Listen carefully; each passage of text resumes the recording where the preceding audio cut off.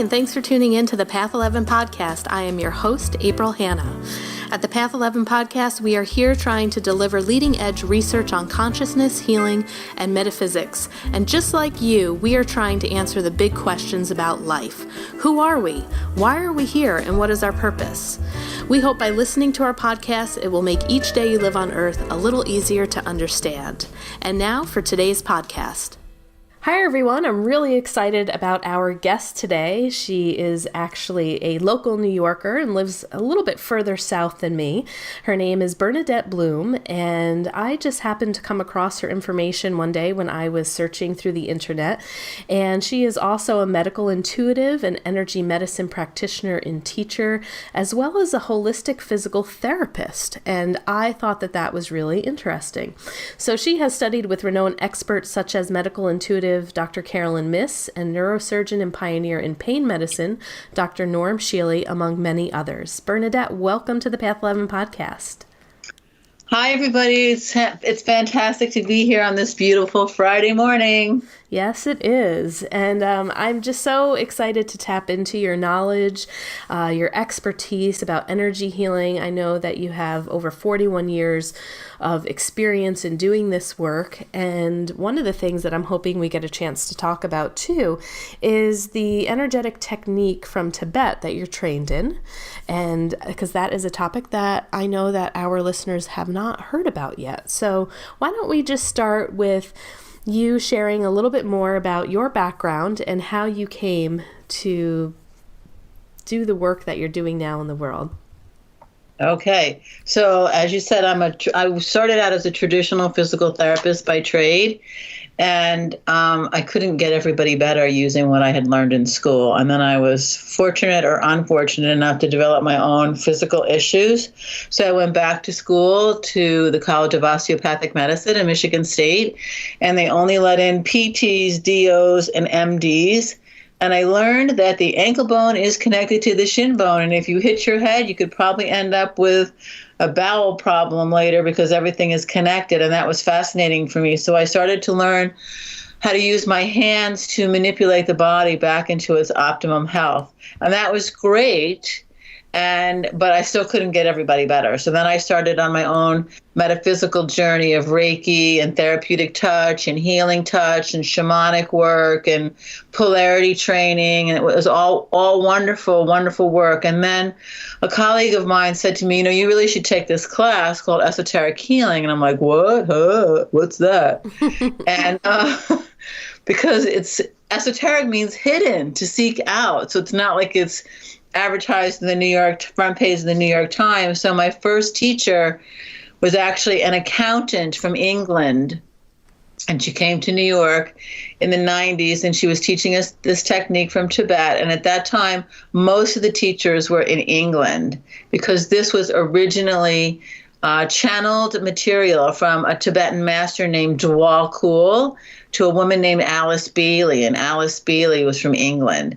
And when she was a little girl, she was told that she had to get her act together because the future of the world depended upon it. I'm like, whoa, okay. So at 15, really, get your act together, Alice. The future of the world depends upon it. I'm like, okay. So I started to take these classes, and I didn't really understand anything at that time. So I used to time everything, 30 seconds, 30 seconds, 30 seconds. And then one day somebody came into me and said, and I'd been studying for a while, and somebody came into me and said, I really feel a lot better with the work that you're doing, but I still have all these aches and pains. Isn't there anything else that you can do for me? And I went, well, I've been taking these classes. Do you want to try? And she said, yes. And I went, oh, crap. So I opened up the book, and I did exactly what the book told me to do. And I prayed, please do not let me hurt or harm her in any way. And I timed it 30 seconds, 30 seconds, 30 seconds, because at that time I wasn't feeling anything. And at the end of the hour, she said, I feel better. What did you do? And I'm like, I don't know. So the next week she came in and she had a rash on her ring finger. And I remember it very distinctly. And she said, can we do some more of that energy work? And I'm like, okay, let's do the same thing. Did exactly what the book told me to do, timed it, and at the end of the hour, the rash was gone. And I'm like, okay, something's going on here. It's way bigger than me, and I got to figure it out. So I just kept taking classes, and I started to study and practice on myself. And then I had a client that came in, and she talked to me ahead of time, and she said, I will only come to you if you do not touch me. I'm like, you're kidding, right? She goes, no, everybody that touches me hurts me. And she was an MD, and she was a neurologist, and she had this complex syndrome called reflex sympathetic dystrophy, which is extremely, extremely painful. So I said, you're an MD and you don't want me to touch you. And she goes, that's right, or I am not coming. I'm like, okay, I won't touch you. So she came in, but this time I kind of knew what I was doing. And she started to get better. And she finally, I have a license to touch. She finally let me touch her. But this was a very big turning point for me to find out that there were different energies available on the planet that were much more powerful than what I had already studied. Like I said, I had already studied Reiki and therapeutic touch and polarity and shamanic work. And, that's all great work. But for me, this work, this Tibetan energy healing work, is much more powerful than anything else I've ever experienced. And I learned how to teach it, and my intention is to translate the work into the language that people understand, because there's 26 books written on it. But if you have insomnia, I would highly suggest that you take it to bed with you, because it will put you to sleep. It is so boring. So that's what I do. I learned how to teach. And I'm the only one in the New York tri-state area. And thank God for Skype and Zoom and FaceTime. We're now able to open up our classes to international. So I have clients that take the classes at their own leisure, online, because we've recorded everything. So thank God for technology. Otherwise, we wouldn't have had this call either. Yeah. Well, see, now this is what really intrigues me, because I've been a Reiki practitioner since, I think, 2003, 2005, when I got my level 1. And like you, I have been delving into, over the years, many different type of energy healing, understanding consciousness, understanding how to work with energy. But there was something when I came across, your material, that feels like you have tapped into something that feels bigger. I don't know how to explain it, but like you said, you're also experiencing that some of that other work that you've been trained in works, but this is taking it to a different level. So can you maybe describe for the energy healers that are also listening, who are Reiki practitioners, who are maybe looking to do what you've been able to do to help their clients reach another level of healing, what's the difference? I mean, Okay, great question. Great question. I get asked that all the time. Okay, so we have a model called the Constitution of the Human Being. And because Mike said there are people listening, so everybody's a human being that's on this call. And there's different levels of the human being. There's the physical level, the emotional level, the mental level, the personality level, the soul or higher self level. And then above that, there's what's called the spiritual triad, which I've never found in any of the other energetic modalities. And above that is the highest energetic the highest energetic presence that's separated from the creator, called the monad, M-O-N-A-D, the monad. And the monad is the first separation from the universal life force, or the creator. And it's from the monad that the actual life thread of the human being comes from. And the life thread starts at the monad, weaves its way through what's called the spiritual triad into the soul, into the body, and actually attaches itself into the heart organ of the individual. And there are certain diseases where the life thread is not firmly attached. And one of them would be multiple sclerosis. So if you have somebody that has MS, you have to actually go in there and energetically attach the life thread so there's no leak. And that's a very big difference from the other energetic modalities.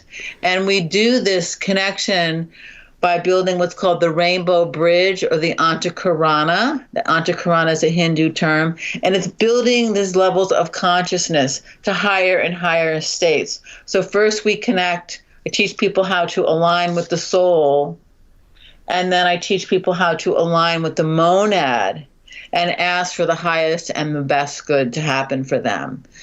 The highest and the best, whatever that is at this moment, at this time. And these complex situations on the planet, which is very difficult for the traditional medical profession to help, would be the fibromyalgias, the autisms, the cancers, the diabetes, the Lou Gehrig's disease, the MSs, the muscular dystrophy, the Parkinson's. These complex situations, you can help them if you work in the lower vibrations of the energy centers. But to truly heal them, you must be able to connect with the monad or the I am presence to help them, because that presence does not have the imbalance. So a lot of my people have those complex situations, and also the PTSDs. As you know, there's here in New York, we've had 9/11. We just had the 9/11. You know, everybody that's on the TV that talks about we will never forget, they all have PTSD. They all do. And it's still very, very prevalent. And that stays in the system, and then it gets recreated as some other form of dis-ease. So with the esoteric work, we're able to take the trauma out that created these situations and put in a higher vibration. So I have everybody that comes to me, I have a 9-minute and 47-second meditation on my website, which is the esotericbloom.com, which is free. I used to sell it. I just give it away now. So anybody can begin this journey to higher states of consciousness. Those are the biggest difference, I think, between the esoteric work and the other energetic modalities, the monad and the spiritual triad. Okay, so let me ask you, when connecting to the monad, so like as a practitioner, if I were to come and take your training on this, is it similar to Reiki and the attunements, where you go through the attunement process and then, your body is the vessel that is allowed to transmit and, hold that vibration of energy? Or, what is it that's going on with the training to learn it that allows me to be able to connect to this that my client can't? Or maybe not that they can't, but I'm at that level where I'm able to use that energy. Right. Okay. So the connection, the words, are you start into your heart, and you make you think, see, feel, sense, intuit, visualize, or draw a connection from your heart to your brow chakra, which we call the ajna. We don't call it the third eye. Everybody has an ajna, but not everybody has a third eye. So it's heart to ajna, ajna to soul light, soul light to monad, and monad to the source of your understanding, whatever that is for you at this moment, at this time. And then you allow the healing energy from the source to come back into your monad, into your soul light, into your ajna, and into your heart. So you have aligned your personality to your soul. You have aligned your soul to your monad, and you are at one or attuned to the source of your understanding. So me as a facilitator would do that first, similar to putting on your own oxygen mask before you get on an airplane. Then I would connect to my client's soul using the principles of energy follows thought, and my client's monad using the principles of energy follows thought. And I allow all the healing energy from their soul and their monad to come through me and back into their chakras. And then we start to balance the chakras. And for the purpose of this call, there's 7 of them. We start to balance the chakras on the physical layer, the emotional layer, the mental layer, the personality layer, the soul level, and the spiritual level. And so we evaluate and treat the chakras and make a decision as to which level is the most in need of healing. And then we balance the nervous system, because the nervous system is the first physical thing in your body that gets the energy. And we want the nervous system to be as quiescent as possible so we can hear, see, or know or feel the voice of the soul and the monad. And we want the client to become friendly with the voice of the soul so they can get directed by a higher spiritual consciousness.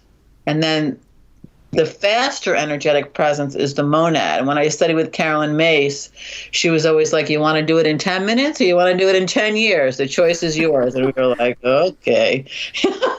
So the monad is very fast. And the monad, the soul is loving, kind, encouraging, joyful. You can do it. Come on, go for it. And the monad is peace, and it's enlightenment, and it's more encouraging, and it's much faster. So we want the person to become a soul-infused personality first, and then a monad-infused soul personality second. And as they become more infused with these energies, then the gifts of clairvoyance, clairsentience, claircognizance, clairaudience happen. So people will say, oh, I'm all of a sudden starting to hear this voice. I'm like, that's the idea. And what are they saying? They're saying to move. They're saying to quit my job. They're saying, to tell my kids to, clean up their room, whatever. So I think that's the biggest difference, that we're raising the vibration of the individual. And then with my PTSD clients, I have them think about, what has given them PTSD. Like, we can't change the fact that people are in 9/11, and I was, but you can take the trauma out, and then there's a void. So then we put in a higher vibration of love and nurturing and bliss, because nature abhors a void. So we want that higher vibration in the client, and then they can make choices that reflect that higher vibration. Excellent. Now, maybe we can talk a little bit more about the trauma, and you referenced a little bit earlier with some of the people with MS. I actually have 2 clients right now that I'm working with that, so I'm very interested to learn more about that from the energetic perspective. But what do you mean by leaks, or that the energetic? So there's things that will blow there's certain things that will blow holes in your aura, and that would be like copious amounts of alcohol or pharmaceutical and non-pharmaceutical drugs. So the aura isn't whole, so it's like a dam that has a leak, and you have to put your finger in there and stitch it up. But with the MS people, if you look at your heart and think of it as a clock, there's a leak. I can never remember if it's between 9 o'clock and 12 or between 12 and 3. And it's just, the energy is just seeping out of it. I guess seeping would be a good word. The energy of the life force would be seeping out of it. So that person doesn't feel complete. And it doesn't start the minute you get diagnosed. It started, I don't know, maybe in childhood, maybe something happened. Maybe there was a horrible divorce in the family, and the person's heart was really, really upset because the parents weren't getting along. So this leak begins, and then the life force gets drained out of it. So you don't go in there and physically repair it. You have to go in there and energetically repair it. Gotcha.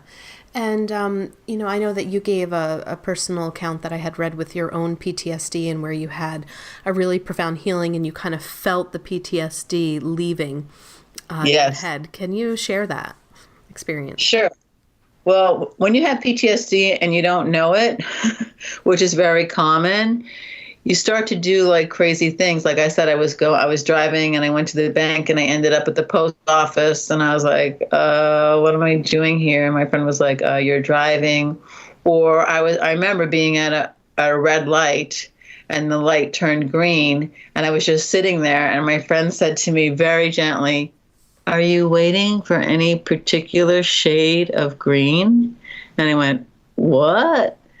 And I looked at her, and then when I went to look back and I saw that the light had changed, I went to put my foot on the gas, and the light had already turned red. So when you're walking around with PTSD, it's a very difficult situation. Your relationships can fall apart.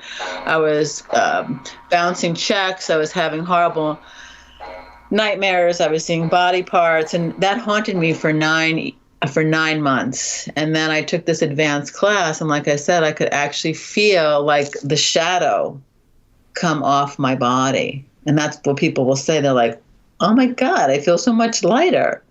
I'm not angry anymore. Somebody said to me yesterday, I really don't want to hate my ex-husband. Now I'm just going to work on loving him. That's a big shift from hate to love. It's a big shift to be carrying a heavy load. Or I had a woman that she was a professional hockey player in China, and she was hit by a puck, and so she had a concussion. But I said, so she came back to New York to heal, and I said to her, so you're adopted. Where did your parents adopt you from? And she goes, I don't know, somewhere in China. And I'm like, okay. So even though she didn't remember where she was, I had her go back and think about that time prior to her adoption. And she said it was like 20 years was taken out of her system. And then I found out later she was in an orphanage in the countryside in China somewhere. But she would have carried that trauma. She was in the orphanage for 5 months. She would have carried that trauma and recreated abandonment and separation issues the rest of her life if that trauma hadn't been taken out. So we found it, which was great. Thank God we found it in the second session. Wow. And are you using some like guided meditation, hypnotherapy techniques just to get people into that state to travel back through their timeline or regress? I just use my meditation of, like I said, connecting from the heart to the ajna to the soul light to the monad, and the monad to the source, and then back again. And like I said, it's called building the Antakarana or the Rainbow Bridge. And I have people do that because I want them to get into that space. So their homework is to do that before they come. And then I talk them through it again and again and again, because the more you do it, the stronger you get at building your bridge to the higher states of consciousness. Now, I also know that you're a medical intuitive, so I'm sure that, with all of the medical studies that you've done, can you share just a little bit about how you came to learn about medical intuition? Like, what was it within you that kind of sparked to say, whoa, okay, maybe I've got something here? Well, when I studied with Carolyn Mays and Norm Shealy on Norm's farm in the 90s. And Carolyn, at that time, she was pretty tough on us. And so we would say one thing, she'd like, say we're talking about the sacral chakra, which deals with relationships. And we would say one thing, and she'd be like, I don't think so. And we were like, well, what do you mean? She goes, nah, that's not what your energy is saying. And so like one person, like she had been divorced for like 9 years. And Carolyn said, you might be divorced on paper, but you're not really divorced energetically. And we were like, what? And she was like, yeah, sorry, you're still married. That's why you can't move on. So I got to learn the story that the person was telling me. And then I got to feel or sense, or sometimes I would hear the true story. Mm-hmm. And when I would ask them, they were like, you know what? Now that you mention it, you're right. This is really, what you're saying is really the true story. So it's been a journey. I didn't have that when I first started. Like I said, I was timing everything, which makes me such a great teacher because I didn't know what I was doing in the beginning. I wasn't born with this gift. But once I realized what was happening to me and I was changing, I was like, you know what? This makes my life a lot easier and I want more of it. Yeah, I'm right there with you, girl. I know. It's fun. Yeah, it is. And so let's also talk about, just because, with all of the experience that you have in medicine, manipulating, the body, working with people's bodies, seeing them come in with physical stuff. Can we talk about the mind-body connection? Sure. Okay, so when people come to see me, I ask them, and they have to do their homework ahead of time, I ask them to write down 3 emotional things that they have not been able to resolve on their own. So I'll use fibromyalgia because that's such a hot topic. And of course, there's all kinds of FDA-approved drugs that treat the symptoms, but don't treat the reason why you have the diagnosis of fibromyalgia. So it's been my experience that when you have that diagnosis, you have an energetic imbalance on your heart chakra on the soul level, the throat chakra on the soul level, and then in the back of the head, there's an energetic presence called the Alta Major Minor, and that deals with the sympathetic nervous system.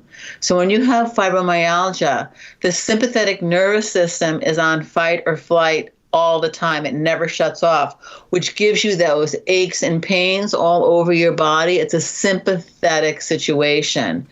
So like I've had a number of clients that have healed themselves using this work from fibromyalgia. So one person, she said that she had been raised into a severe Christian background, and she had to become subservient to the minister of the church.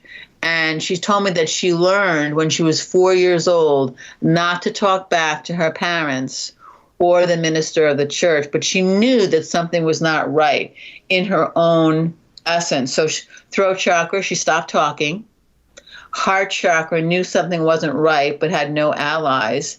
And the Alta Major Minor deals with conflict also. And it was a conflict for her. So she kept this situation to herself and was subservient to this whole religious tradition for like over 20 years, even though it didn't make sense to her, and it really, really, really bothered her. So when I saw her, she had just come off a year-long diet of fruit. I'm like, look, fruit is not going to heal fibromyalgia. So let's just stop it. So, but that's what she was told. Don't eat anything but fruit for a year. So that's what she did.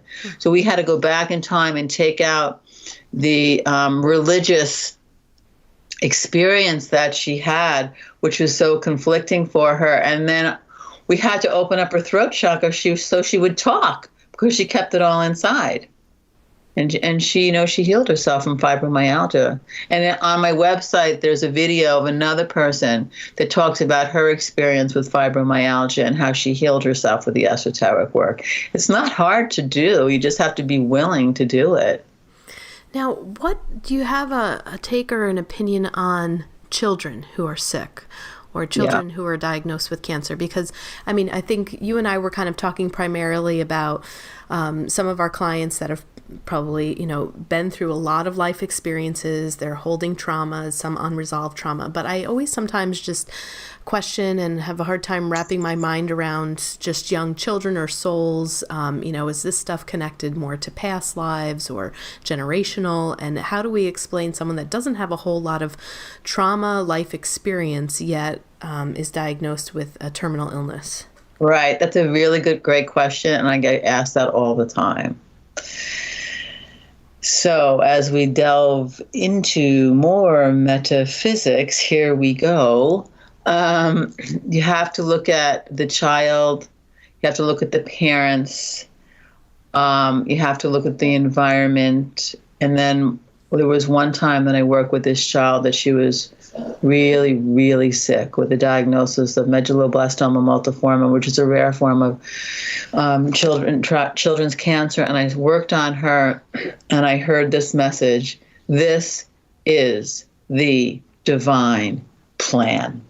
And I'm like, okay, this is like way bigger than me.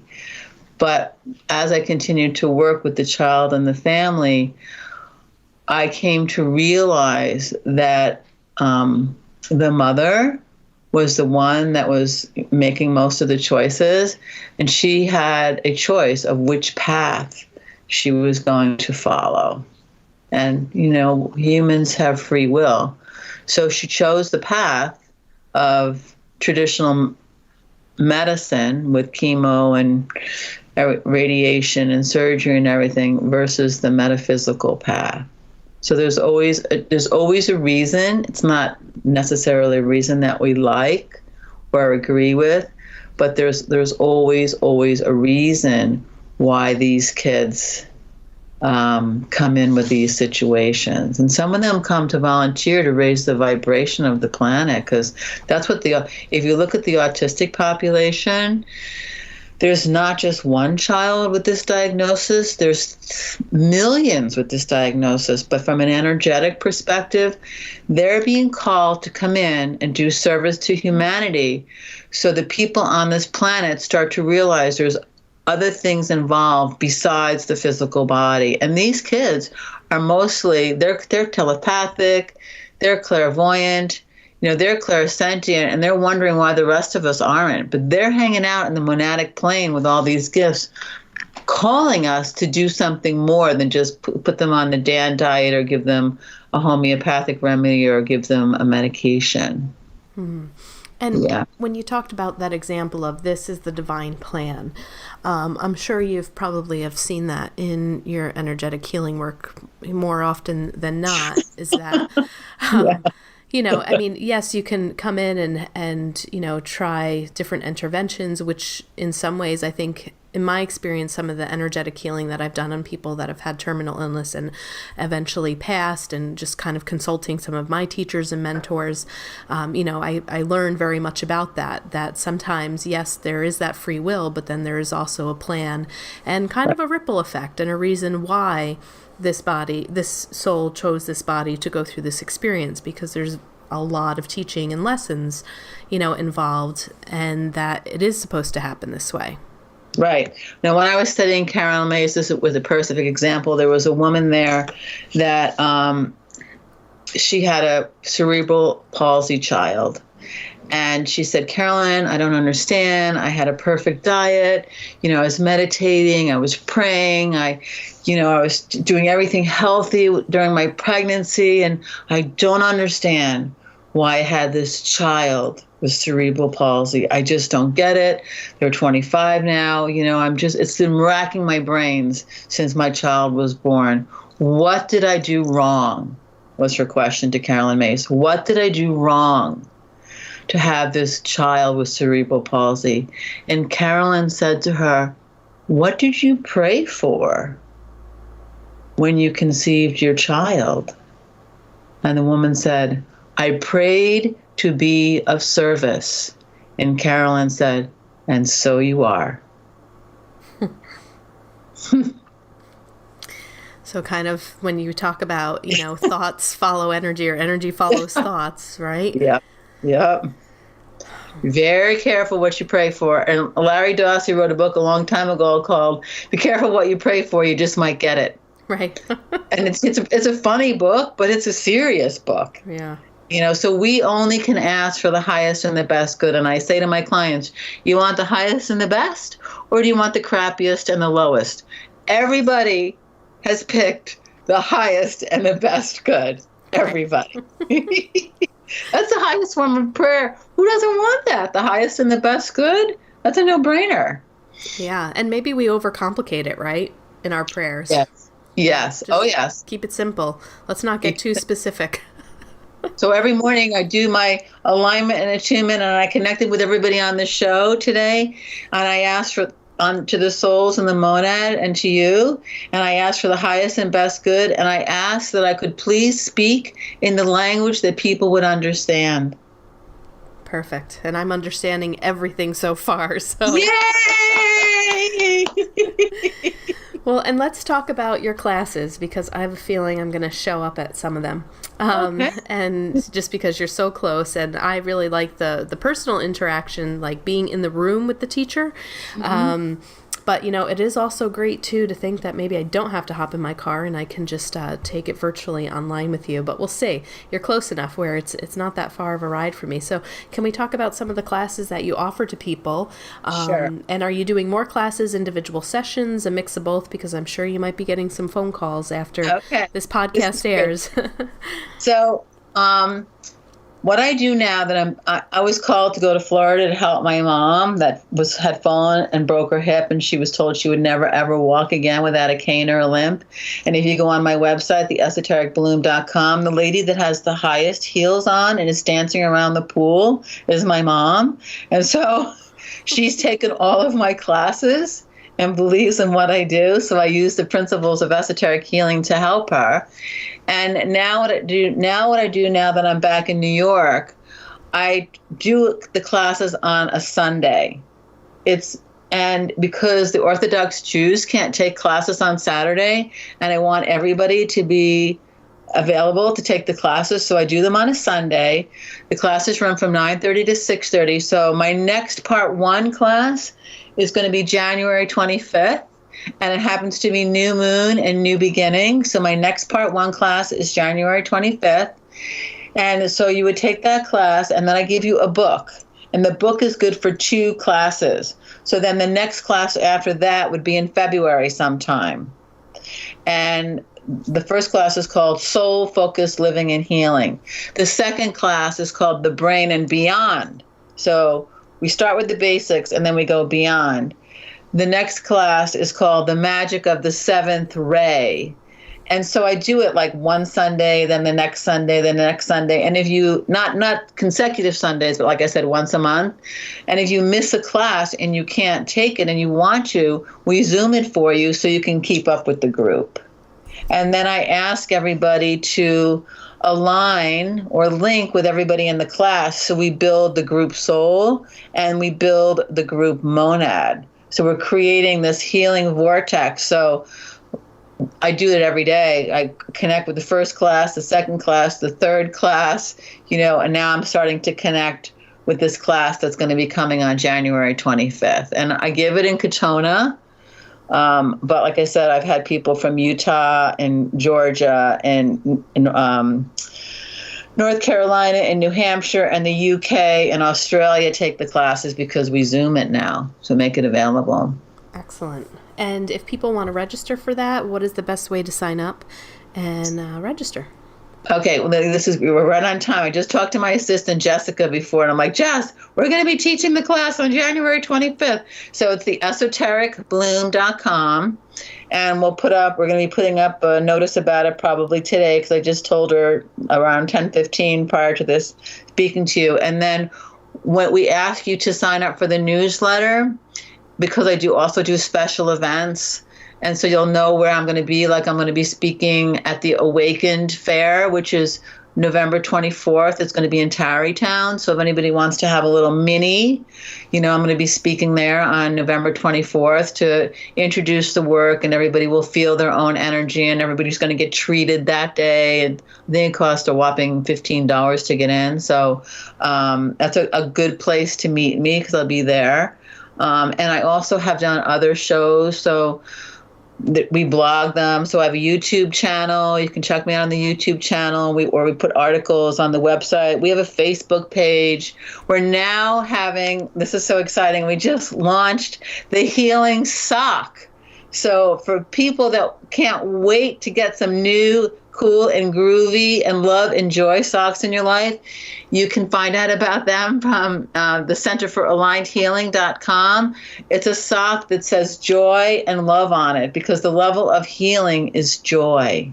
You have to be in joy most of the time to heal. So we birthed a sock that says joy and love on it, and we just launched it October 8th, like this week. So great Christmas presents, great Hanukkah presents, great Kwanzaa presents, great Valentine's presents, great present for snuggling by the fire if you're freezing. Like my friend in New Hampshire, she bought 9 pairs for her family. So because it's cold up there. Yeah. So we have the Healing Sock, which was never done before. So, and all of my clients that go through infusions of any kind, I have them put love and joy on the infusion because you want that to go into your system. I teach people how to do that, to put love and joy into their infusion.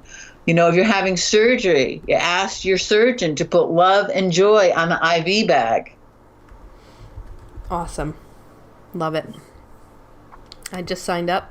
I am now a subscriber. Done. Okay. Yay! Everybody else join in. Yes. All right, Bernadette. Well, thank you so much. I'm so glad that I found you. I'm sure we're going to be in touch a lot more. And this was a great podcast. So I think people are really going to enjoy all the information that you shared with them. So thank you so much.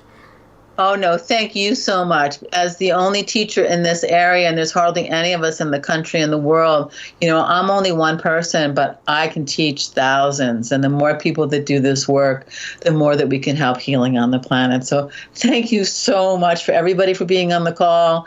Thank you for having me. You've just made my day. Thanks for listening to the Path 11 podcast today. I hope you all enjoyed this show. And if you haven't checked out our Patreon page, I'd like you to do so because we are going to start putting some content over there that is only for our Patreon subscribers. You can get content for as little as donating $1 a month, and it could just be a one-time donation.